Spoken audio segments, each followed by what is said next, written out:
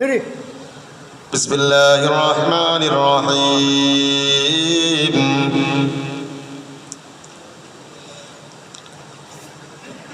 وما هو على الغيب بدليل وما هو بقول شيطان رجيم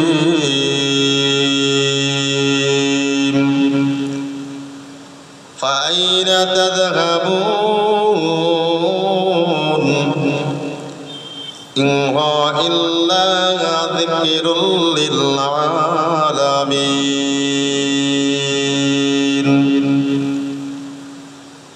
لمن شاء منكم أن يستقيم وما تشاءون إلا أن يشاء الله رب العالمين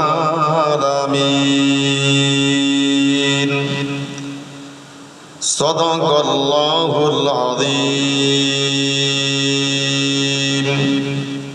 أما بعد প্রশংসা সেই মহান আল্লাহর দরবারে যিনি আমাদেরকে বসার মতো তৌফিক দিয়েছেন। সেই হাকিকি মালিক আল্লাহর দরবারে আমরা প্রশংসা জ্ঞাপন করি, বলি আলহামদুলিল্লাহ। দুরূদ ও সালাম সেই বিশ্ব নবী সাল্লাল্লাহু আলাইহি ওয়াসাল্লামের উপরে দুরূদ ও সালাম। সকলে বলুন সাল্লাল্লাহু আলাইহি ওয়াসাল্লাম। মহান আল্লাহ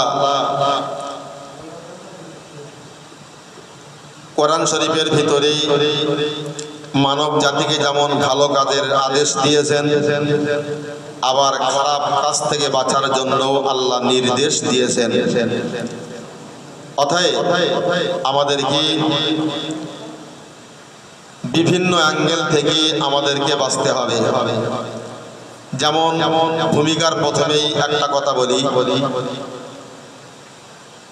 লেখকটি হিন্দু, নামটি হলো ঈশ্বরচন্দ্র বিদ্যাসাগর। আমরা প্রত্যেকটা মানুষ ছোট্টবেলাতে একটা বই পড়েছিলাম, বইটির নাম হলো বর্ণ পরিচয়। তো বর্ণ পরিচয়ের উল্টো পিঠে কিছু নীতিমালা কথা লেখা থাকতো যে পরের দ্রব্য না বলে লইলে চুরি করা হয়, মিথ্যা কথা বলিও না, পিতা মাতার অবাধ্য হইও না, ইত্যাদি ইত্যাদি। তো এই কথাগুলো লেখা থাকতো। বড় বড় কোরআন হাদিসকে আমি আপন জায়গায় রেখে দিলাম। হিন্দুর বাচ্চা হলেও তার কথাগুলো, নীতিমালা কথাগুলো নেওয়ার মতো কিনা। তো আজকে সেই নীতিমালা কথাগুলোকেও আমরা আজকে নিতে পারিনি। তাই কোরআন শরীফের ভিতরে মহান আল্লাহ বললেন, পরের দ্রব্য না বলে নিলে চুরি করা হয়, মিথ্যা কথা বললে পরে কবিরা গোনা হয়। আর কবিরা গোনা মানে হচ্ছে বড় গোনা। আল্লাহ বান্দা মনে রাখুন, মহান আল্লাহ কোরআন শরীফের ভিতরে জানিয়েছেন ওয়াস্তানিবু কাওলা জুর। মহান আল্লাহ বলেন, আমার বান্দা বান্দে তোমরা মনে রেখে দাও, তোমরা মিথ্যা বলা থেকে পরহেজ করে চলো। কেননা মিথ্যা কথা বলাটা একটা পাপ, আর মিথ্যা হলো গুনাহ, সমস্ত গুনার মা। মিথ্যা হলো সমস্ত গোনার মা। তো গোনা থেকে বাঁচতে হলে আগে আমাদেরকে ছাড়তে হবে মিথ্যা কথা। তো মিথ্যা কথাটা যদি আমরা ছাড়তে পারি, অবশ্যই আমরা গোনা থেকে মুক্ত হতে পারবো।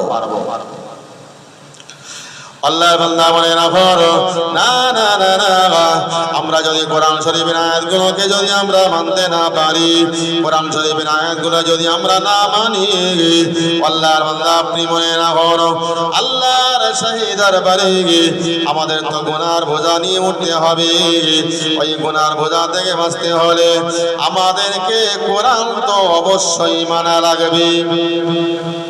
কোরআনটা আমাদের অবশ্যই মানা লাগবে।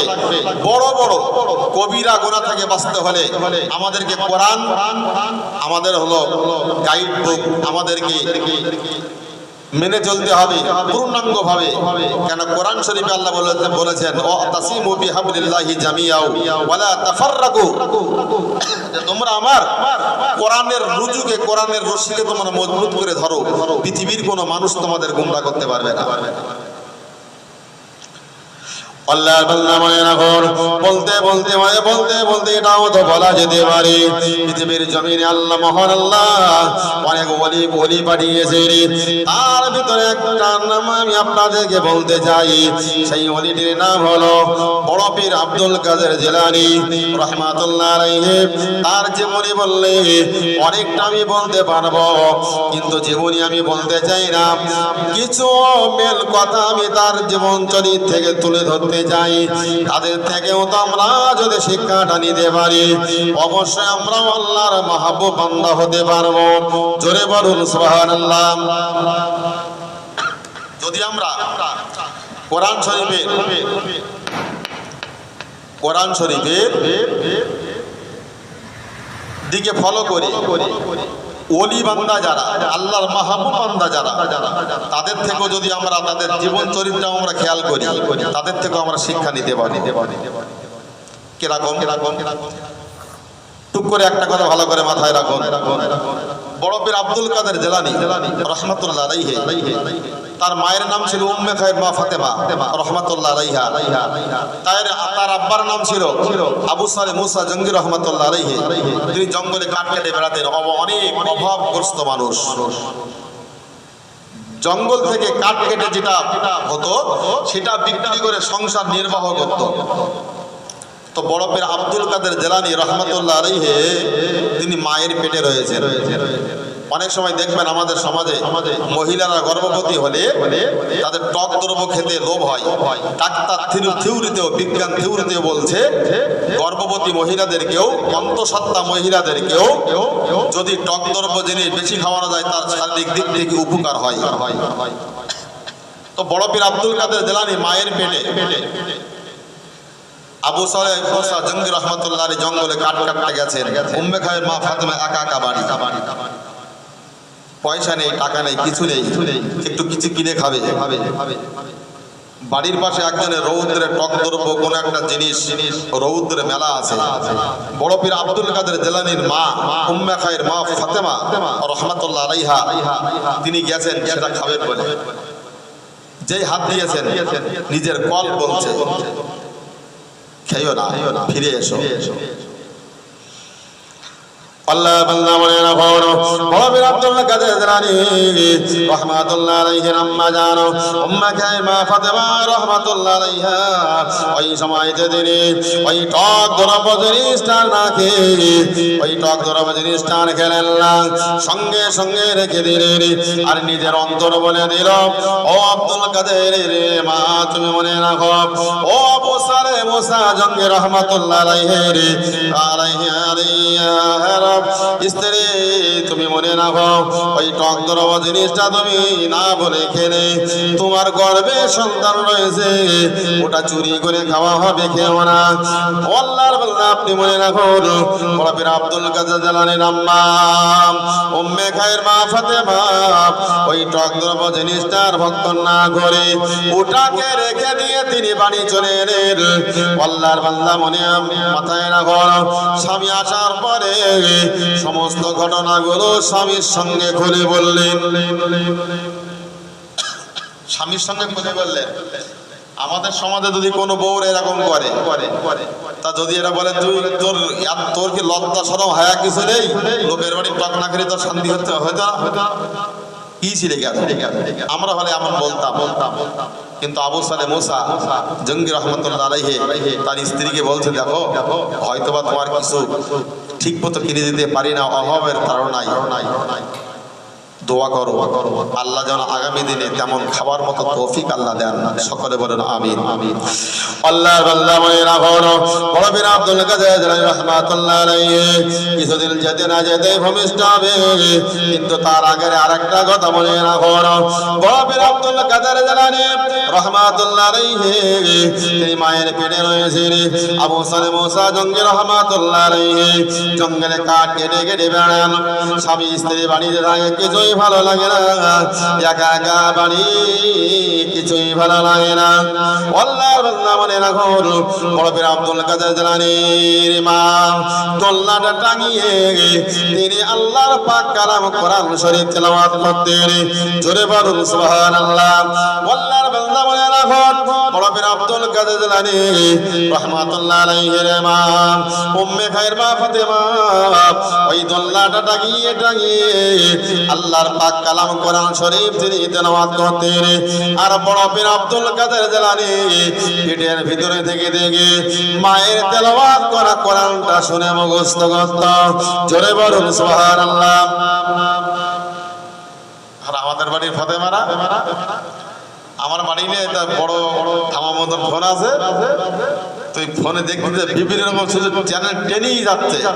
তো ওই যা নাটক গান বাজনা যা কিছু দেখতেছি গর্বে সন্তান নেই, ও সমুদ্রের শালা বেরোই তো ও তো সেই মোবাইল টেপাটাকে শুরু করবে।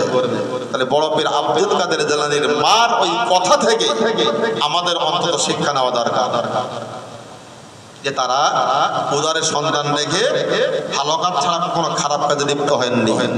কোরআন তেলাওয়াত করতেন, পেটের ভিতরে বড় পীর আব্দুল কাদের জিলানী কোরআন মুখস্থ করেছিলেন।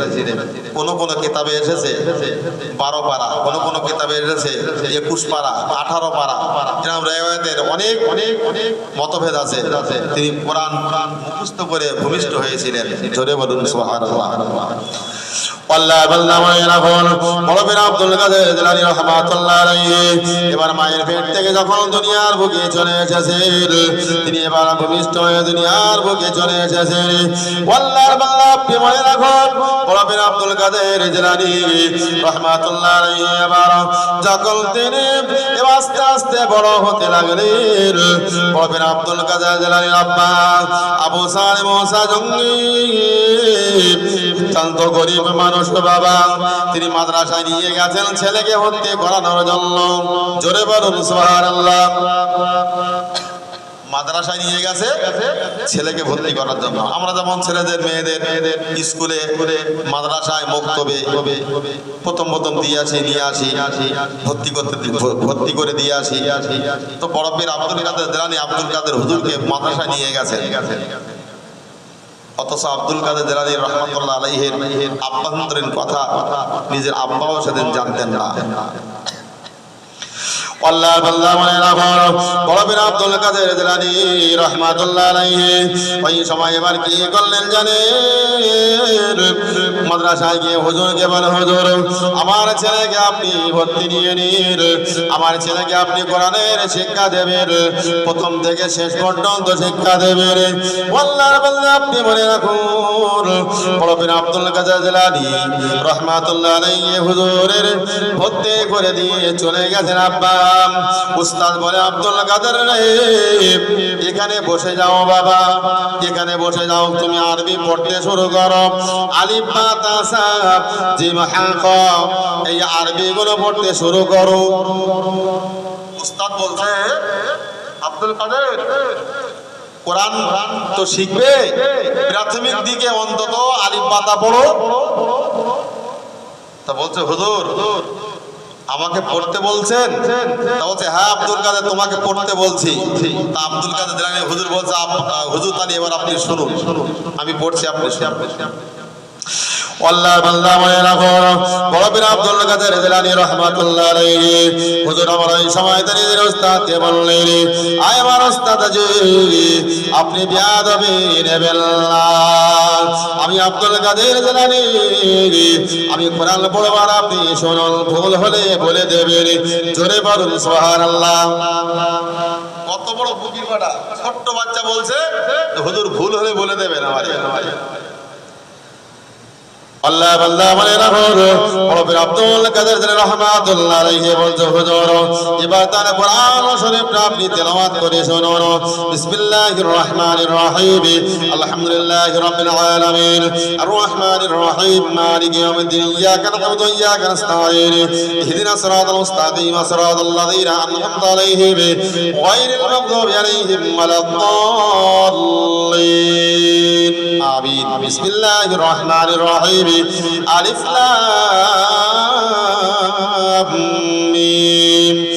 যালিকাল কিতাবু লা রাইবা ফীহ। উস্তাদ বলে বাবা আব্দুল কাদের তুমি বাবা থেমে যাও, জোরে বলুন সুবহানাল্লাহ। তোমাকে আর পড়তে হবে না।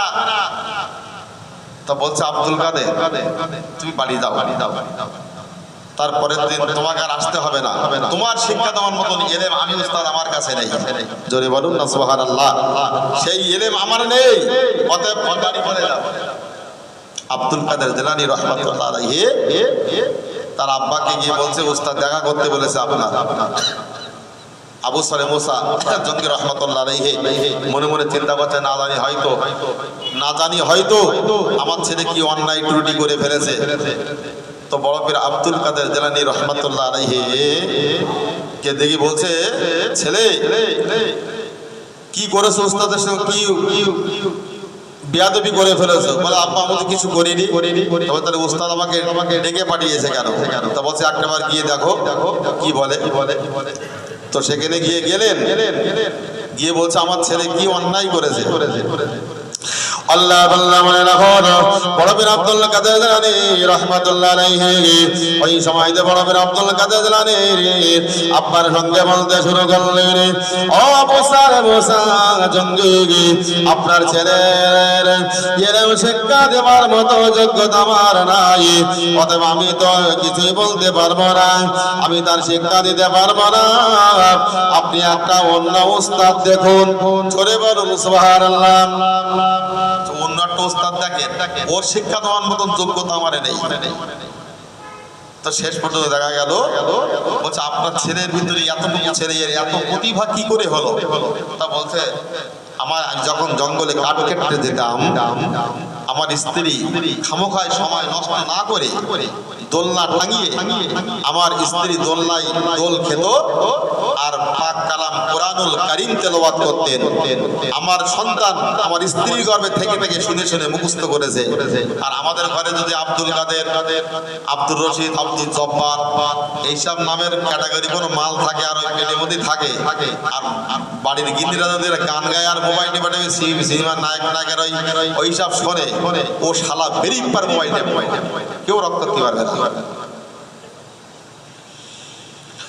আল্লাহ আল্লাহ মনে রাখো, বড় পীর আব্দুল কাদের জিলানী রাহমাতুল্লাহ আলাইহি অন্য মাদ্রাসায় ভর্তি করে দেওয়া হলো।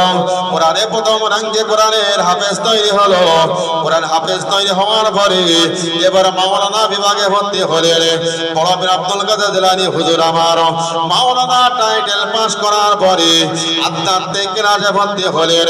ফিকা উসুল নাহু সরফের কিরাজে ভর্তি হলেন। সেগুলো পাস সব হয়ে গেল। এবার মাকে বলছো আমার গর্ভধারিণী শরম দুঃখিনী আম্মা জান, আমার তো লেখা পড়া শেষ, আমি তো আর কোথায় পড়বো?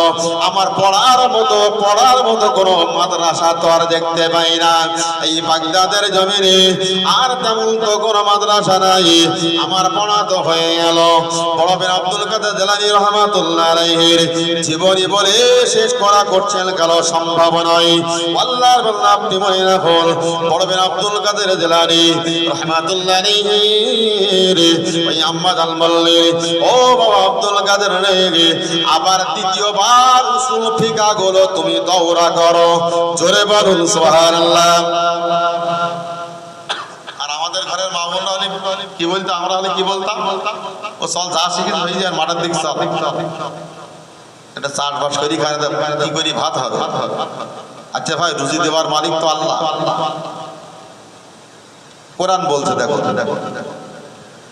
আল্লাহ আল্লাহ মনে রাখো, কোরআন শরীফে মহান আল্লাহ জানিয়েছেন, ওমা মিন দাব্বাতিন ফিল আরদি ইল্লা আলাল্লাহি রিজকুহা। মহান আল্লাহ জানিয়েছেন, ও জগৎবাসী তোমরা মনে রাখো, ওমা মিন দাব্বাতিন ফিল আরদি ইল্লা আলাল্লাহি রিজকুহা।